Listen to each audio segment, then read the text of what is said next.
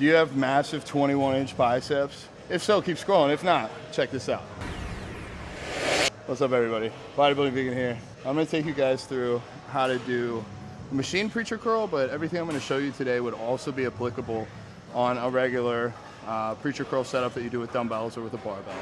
I personally prefer the machine, mostly because when you get to the top, there is still a lot of tension here because you're fighting the machine pulling you out versus gravity pulling you down. If you just handed me a dumbbell, I could hold it here all day without any tension, but this machine pulls me forward, so there is tension on the machine. So what I like to do, make sure you have the seat set up at an appropriate height for you.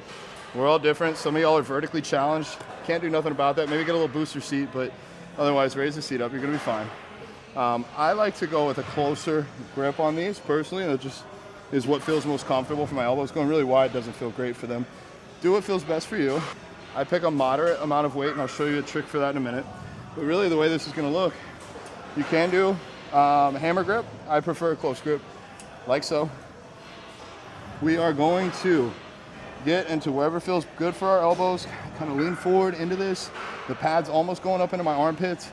I'm trying to keep my tricep and my elbow flat on the machine the whole time. I don't want this lifting up, and I don't want this lifting. If you see this, that means we're putting a lot of shoulders into this. We don't really want to use shoulders here. We just want to use biceps. That's the whole goal. So, you know, unrack this weight, kind of get settled in here.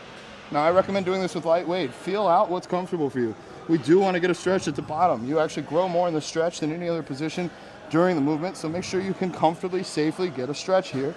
Then we're going to drive up while breathing out. Squeeze at the top. Don't just hold at the top. Squeeze. Use your arms. We're here to use our arms. And then lower down, slow and controlled, maybe a little bit faster than that, and stretch. Stretch at the bottom. Feel the bottom. Get a good stretch. And then back up. Squeeze. Lower down for the stretch. Just like this. I don't want to see any of y'all doing the big bounce at the bottom. That's how you tear a bicep if you want. I recommend not. So stretch. Come back up under control. Squeeze. Stretch. Now how does this look with actual working weight? I'm about to show you. But I am going to show you a trick, at least for me. It's a little bit hard if we come around on the other side for me to like see these numbers from up here. I'm not vertically challenged, so I am eyesight challenged though. So I know if this first one is 10 pounds and the second one is 20 and it keeps going by tens and I want to do 100, like today I want to do 100 pounds. This is how I'm going to do it. 20, skip 140, skip 160, skip 180, skip 100. I can't even see if that's lined up, but I know based on math, it is lined up. So got my 100-pound set. I'm going to take you guys through one working set here to show you how you can gauge intensity. If you're one of my clients, thank you, but also let's frickin' work. Watch how far I stretch. Watch the contraction at the top. I'm gonna really stress and hold myself accountable here to make this a useful video for you guys. I like to do this a little bit. I'll test it. I'll make sure it feels good, make sure my biceps feel good. And then I'm gonna get set in, I'm gonna shut up, and I'm gonna work.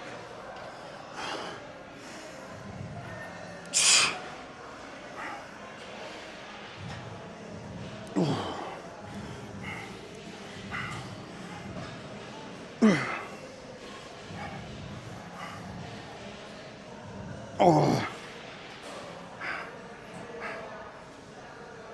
Oh.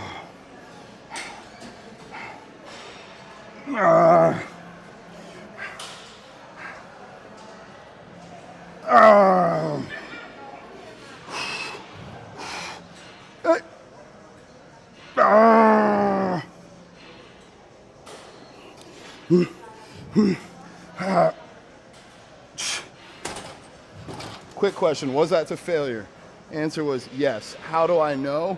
Well, I didn't just go real hard and say, that's all I got, that's failure. No, I went for one more and I didn't get it. That's how you know you took a set to failure. Something like this, at least for me, is safe to take to failure.